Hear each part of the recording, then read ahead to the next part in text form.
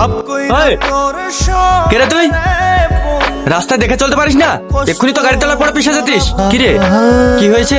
কি হলো, কি হয়েছে বল আমাকে। বুঝতে পেরেছি, আমার সাথে যেরকম হয়েছে তোরও একই অবস্থা।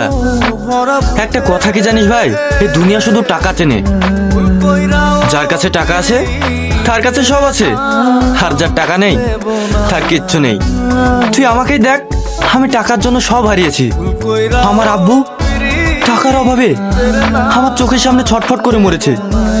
আমার 5 বছরের ভালোবাসা টাকার জন্য আমাকে ছেড়ে গেছে। আর এখন আমার কাছে টাকা আছে তাই সব আছে।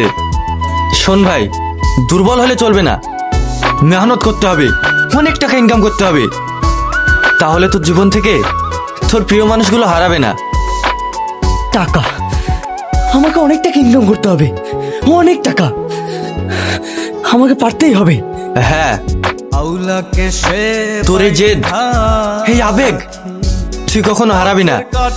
এই জেদই তোকে একদিন সফলতা দেবে। তারপর এই দুনিয়াকে দেখিয়ে দিবি মানুষ সব সময় একরকম থাকে না। তুই যাবি আমার সাথে? কোথায়? বিদেশে, তোর এই বন্ধুর কাছে। আমি তোর পাশে থাকতে চাই, কেননা আমিও জানি তুই যে আঘাতটা পেয়েছিস সেটা কতটা কষ্টের। হ্যাঁ বন্ধু, হ্যাঁ আমি যাব।